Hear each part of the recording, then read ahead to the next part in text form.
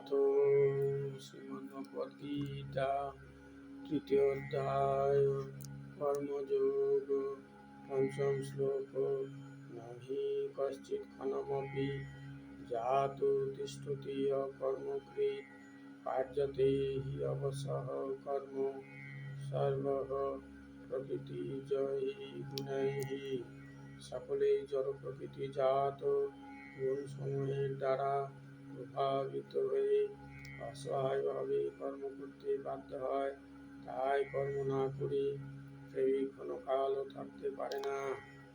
তাৎপর্য: দেহগত জীবনে কেবল নয়, কিন্তু সর্বদা সক্রিয় থাকাটাই আত্মার ধর্ম। আত্মার উপস্থিতি না থাকলে জড়দেহ চলাফেরা করতে পারে না। জড়দেহটি একটি অচল যান মাত্র, যেটি এক মুহূর্তেও স্তব্ধ হয়ে না থাকা সর্বদা সক্রিয় আত্মার দ্বারা সচল থাকে। সেই জন্য আত্মাকে কৃষ্ণ ভাবনার মঙ্গলময় কর্মে নিয়োজিত করতে হয়। তা না হলে মায়ার নির্দেশে সে মোহাচ্ছন্ন হয়ে জড়জাগতিক কার্যকলাপে লিপ্ত হয়ে পড়বে। জড় প্রকৃতির সংস্পর্শে আসার ফলে আত্মা জড়গুণের দ্বারা প্রভাবিত হয়ে পড়ে এবং এই জড়গুণের কলুষ থেকে আত্মাকে শুদ্ধ করার জন্য শাস্ত্র নির্ধারিত কর্মে নিয়োজিত করতে হয়। কিন্তু যদি আত্মাকে তার স্বভাব সিদ্ধ কৃষ্ণ ভাবনাময় কার্যকলাপে নিযুক্ত করা হয়, তখন সে যেটি করতে সমর্থ হয় সেটি তার পক্ষে মঙ্গলময় হয়ে ওঠে।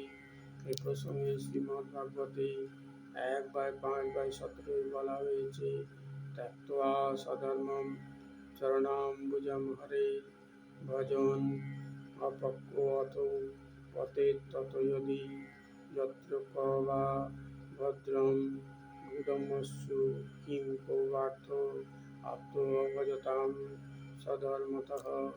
যদি কেউ কৃষ্ণ ভাবনামৃত অবলম্বন করে এবং শাস্ত্র নির্ধারিত বিধিনিষেধগুলি পুঙ্খানুপুঙ্খভাবে অনুসরণ পূর্বক পালন না করেও, এমনকি সে অধঃপতিত হলেও তার কোনো ক্ষতি বা মঙ্গল হয় না। কিন্তু সে যদি কৃষ্ণ ভাবনাময় না হয়ে পবিত্র হবার জন্য শাস্ত্র নির্ধারিত সমস্ত আচার অনুষ্ঠান পালনও করে, তাতে তার কি লাভ? সুতরাং কৃষ্ণ ভাবনামৃত লাভ করার জন্যই শুদ্ধিকরণের পন্থা গ্রহণ করা আবশ্যক। তাই সন্ন্যাস আশ্রমের অথবা যে কোনো শুদ্ধিকরণের পন্থার একমাত্র উদ্দেশ্য হচ্ছে চরম লক্ষ্য কৃষ্ণ ভাবনামৃতের স্তরে পৌঁছাতে সাহায্য করা। তা না হলে সব কিছুই নিরর্থক বলে বিবেচিত হবে। ষষ্ঠ শ্লোক কর্মেন্দ্রিয়াণি সংযম্য ইহ আস্তে মনসা স্মরণ ইন্দ্রিয়ার্থান বিমূঢ়ো আত্মা মিথ্যাচার স উচ্যতে। যে ব্যক্তি পঞ্চকর্মেন্দ্রিয় সংযত করেও মনে মনে ইন্দ্রিয়ের বিষয়গুলি স্মরণ করে, সে মূঢ়, অবশ্যই নিজেকে বিভ্রান্ত করে এবং তাকে মিথ্যাচারী বলা হয়। তাৎপর্য: অনেক মিথ্যাচারী আছে যারা কৃষ্ণ ভাবনাময় সেবা কার্য সম্পাদন করতে অস্বীকার করে, কিন্তু ধ্যান করার ভান করে মনে মনে ইন্দ্রিয় তর্পণের চিন্তা করে। এই ধরনের ভণ্ডরা কিছু শুষ্ক দর্শনের কথাও বলতে পারে, তাতে সংস্কৃতি পরায়ণ অনুগামীদের বিভ্রান্ত করার জন্য। কিন্তু এই শ্লোক অনুসারে তারা সবচেয়ে বড় প্রতারক। বর্ণাশ্রম ধর্মের আচরণ করেও মানুষ ইন্দ্রিয় সুখ ভোগ করতে পারে, কিন্তু বিধিনিষেধ অনুসারে মানুষ যখন বিশেষভাবে স্বধর্ম পালন করে, তখন ক্রমে ক্রমে তার সত্তা শুদ্ধ হয়। কিন্তু যে ব্যক্তি যোগী সেজে আসলে ইন্দ্রিয় ভোগের বিষয়বস্তুর সন্ধান করে, সে সবচেয়ে নিকৃষ্ট স্তরের প্রতারক। যদিও মাঝে মাঝে সে তত্ত্বকথাও বলে থাকে, তার জ্ঞানের কোনো মূল্যই নেই, কেননা ভগবানের মায়া শক্তি এই ধরনের পাপাচারী প্রতারকের সমস্ত জ্ঞান অপহরণ করে নেন। এই ধরনের প্রতারকের মন সর্বদাই অপবিত্র, তাই তার কথিত লোক দেখানো ধ্যান নিরর্থক। শ্লোক 7 ইয়স্তু ইন্দ্রিয়াণি মনসা নিয়মারভ্যতে অর্জুন কর্মেন্দ্রিয় কর্মযোগম অসক্ত সবিশিষ্যতে। হে অর্জুন, কিন্তু যিনি মনের দ্বারা ইন্দ্রিয়গুলিকে সংযত করে অনাসক্তভাবে কৃষ্ণ ভাবনায় কর্মযোগের অনুষ্ঠান করেন, তিনি অনেক গুণে শ্রেষ্ঠ। তাৎপর্য: উশৃঙ্খল জীবনযাপন ও ভোগ তৃপ্তির জন্য বর্ণ সাধুর জীবন অবলম্বন করার পরিবর্তে সকর্মে নিযুক্ত থেকে জীবনের প্রকৃত উদ্দেশ্য সাধন করা বহু গুণে ভালো, যা হচ্ছে জড়বন্ধন থেকে মুক্ত হয়ে ভগবানের ধামে ফিরে যাওয়া। প্রধান স্বার্থগতি অর্থাৎ জীবনের প্রকৃত স্বার্থ হচ্ছে শ্রীবিষ্ণুর চরণারবিন্দের আশ্রয় লাভ করা। সমগ্র বর্ণাশ্রম ধর্মের পরিকাঠামো তৈরি হয়েছে আমাদের সেই চরম লক্ষ্যে পৌঁছতে সাহায্য করার জন্য। কৃষ্ণ ভাবনায় উদ্বুদ্ধ হয়ে কর্তব্য কর্ম সাধন করার মাধ্যমে একজন গৃহস্থ সেই গন্তব্যে পৌঁছাতে পারে। আত্মোপলব্ধির জন্য শাস্ত্রের নির্দেশ অনুসারে সংযত জীবন যাপন পূর্বক নিরাসক্তভাবে কর্তব্য কর্ম সম্পাদন করার মাধ্যমে উন্নতি সাধন করা যায়।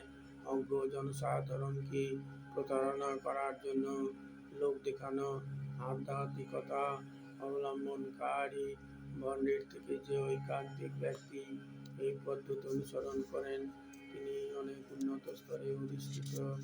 যে ভণ্ড সাধু জীবিকা নির্বাহের জন্য ধ্যান করার ভান করে, তার থেকে রাস্তার একজন কর্তব্যনিষ্ঠ ঝাড়ুদার অনেক বেশি মহৎ। অষ্টম শ্লোক নিয়তম গুরু কর্মতম কর্ম জেয়ো হি কর্মণঃ শরীর যাত্রাপি চ তেন প্রসিদ্ধেত কর্মণঃ। তুমি শাস্ত্র নির্ধারিত কর্মের অনুষ্ঠান করো, কেননা কর্মত্যাগ থেকে কর্মের অনুষ্ঠান শ্রেয়। কর্ম না করে কেউ দেহযাত্রাও নির্বাহ করতে পারে না। তাৎপর্য: অনেক ভণ্ড সাধু আছে যারা নিজেদের উচ্চ বংশজাত বলে উপস্থাপিত করে এবং বহু পেশাদারী মানুষ আধ্যাত্মিক উন্নতির জন্য সব কিছু ত্যাগ করেছে বলে ভান করে থাকে। ভগবান শ্রীকৃষ্ণ অর্জুনকে এরকম ভণ্ড সাধু হতে নিষেধ করেছিলেন। পক্ষান্তরে তিনি তাকে শাস্ত্র নির্ধারিত ক্ষত্রিয় ধর্ম পালন করতে উপদেশ দিয়েছিলেন। অর্জুন ছিলেন গৃহস্থ ও সেনাপতি এবং তাই শাস্ত্র নির্ধারিত গৃহস্থ ক্ষত্রিয়ের ধর্ম পালন করাই ছিল তাঁর কর্তব্য। এভাবে ধর্ম পালন করার ফলে জড়বন্ধনে আবদ্ধ মানুষের হৃদয় পবিত্র হয় এবং তার ফলে সেই জড় কলুষ থেকে মুক্ত হয়। দেহ প্রতিপালন করবার জন্য তথাকথিত ত্যাগ ভগবান কখনোই অনুমোদন করেননি, শাস্ত্রেও তাদের স্বীকৃতি দেওয়া হয়নি।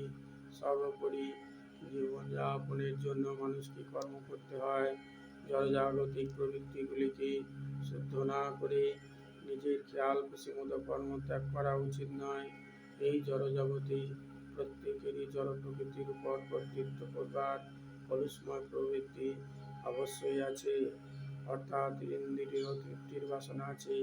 এই ধরনের কলুষময় প্রবৃত্তিগুলিকে পরিশুদ্ধ করতে হবে শাস্ত্র নির্ধারিত উপায়ে। তা না করে কর্তব্য কর্ম ত্যাগ পূর্বক এবং অন্যের সেবা নিয়ে জীবন ধারণ করে তথাকথিত অতি ইন্দ্রিয়বাদী যোগী হবার চেষ্টা করা কখনোই উচিত নয়। নবম শ্লোক যজ্ঞার্থাৎ কর্মণ্যন্যত্র লোকো অয়ং কর্মবন্ধনঃ তদর্থং কর্ম কৌন্তেয় মুক্তসঙ্গঃ সমাচর। বিষ্ণুর প্রীতিবিধান করার জন্য কেবল কর্ম করা উচিত, তা না হলে কর্ম এই জড়জগতে বন্ধনের কারণ হয়। হে কৌন্তেয়, তাই তার সন্তুষ্টি বিধানের জন্যই কেবল তুমি তোমার কর্তব্য কর্মের অনুষ্ঠান করো। এভাবেই তুমি সর্বদা বন্ধন থেকে মুক্ত থাকতে পারবে। তাৎপর্য: যেহেতু দেহ প্রতিপালন করবার জন্য প্রত্যেককে কর্ম করতে হয়, তাই সমাজের বর্ণ ও আশ্রম অনুসারে ভিন্ন ভিন্ন স্তরের জন্য এমনভাবে কর্ম নির্ধারিত করা হয়েছে যাতে সে উদ্দেশ্য যথাযথভাবে সাধিত হয়। যজ্ঞ বলতে ভগবান শ্রীবিষ্ণু অথবা যজ্ঞ অনুষ্ঠানকে বোঝায়। ভগবান বিষ্ণুর বিধিবিধান করার জন্যই সমস্ত যজ্ঞের অনুষ্ঠান করা হয়। বেদে বলা হয়েছে যজ্ঞ ওই বিষ্ণু অর্থাৎ নির্ধারিত আচার অনুষ্ঠানের মাধ্যমে যজ্ঞ সম্পাদন করা অথবা সরাসরিভাবে ভগবান শ্রীবিষ্ণু সেবা করার মাধ্যমে একই উদ্দেশ্য সাধিত হয়। সুতরাং কৃষ্ণ ভাবনামৃত হচ্ছে যজ্ঞানুষ্ঠান, যা এই শ্লোকে নির্ধারিত হয়েছে। বর্ণাশ্রম ধর্মের উদ্দেশ্য ভগবান শ্রীবিষ্ণুকে সন্তুষ্ট করা। বর্ণাশ্রম চার্বতা পুরুষেন পুরঃ পুমান বিষ্ণুরা রাধ্যতে পন্থা নান্যাৎ তত্ত্বস্কারণম। তাই বিষ্ণুকে সন্তুষ্ট করার জন্যই কর্ম করা উচিত। এছাড়া এই জড়জগতে অন্য সমস্ত কর্মই বন্ধনের কারণ হবে, কেননা ভালো এবং খারাপ উভয় কর্মেরই প্রতিফল আছে, আর যে কোনো কর্মফলই অনুষ্ঠাতাকে বন্ধনে আবদ্ধ করে রাখে। তাই শ্রীকৃষ্ণকে অথবা শ্রী বিষ্ণুকে সন্তুষ্ট করার জন্য কৃষ্ণ ভাবনাময় হয়ে কর্ম করতে হয়, এবং এইভাবে কর্ম করার মাধ্যমে মুক্ত স্তরে স্থিত থাকা যায়। এটি কর্ম সম্পাদনের মহৎ কৌশল, এবং এই পন্থার শুরুতে অত্যন্ত দক্ষ পথপ্রদর্শকের প্রয়োজন হয়। তাই ভগবত তত্ত্বজ্ঞানী কৃষ্ণ ভক্তির সুদক্ষ তত্ত্বাবধানে অথবা স্বয়ং শ্রীকৃষ্ণের তত্ত্বাবধানে, যার তত্ত্বাবধানে সুযোগ অর্জুন লাভ করেছিলেন, গভীর নিষ্ঠার সঙ্গে এই কার্য সম্পাদন করতে হয়। ইন্দ্রিয় তর্পণের জন্য কিছুই করা উচিত নয়, বরং সব কিছু শ্রীকৃষ্ণের সন্তুষ্টি বিধানের জন্য করা উচিত। এইভাবে অনুশীলনের ফলে শুধু যে কর্মফলের বন্ধন থেকে মুক্ত থাকা যায় তা নয়, তার ফলে ভগবানের অপ্রাকৃত প্রেম ভক্তির স্তরেও ক্রমশ উন্নীত হওয়া যায়, যে একমাত্র ভগবানের পরম ধামে উপনীত করতে পারে। ওম তৎসৎ ইতি শ্রীমদ্ভগবদ্গীতাসু উপনিষৎসু ব্রহ্মবিদ্যায়াং যোগশাস্ত্রে শ্রীকৃষ্ণার্জুন সংবাদে কর্মযোগো নামো একাংশেন তৃতীয়োধ্যায়। ওম যদক্ষরং পরিপ্রশ্নং মাত্রাহীনং চ যৎ ভবেৎ পূর্ণং ভবতু তৎসর্বং তৎপ্রসাদাৎ জনার্দনঃ। হরি ওম তৎসৎ। ওম শ্রীরামকৃষ্ণার্পণমস্তু।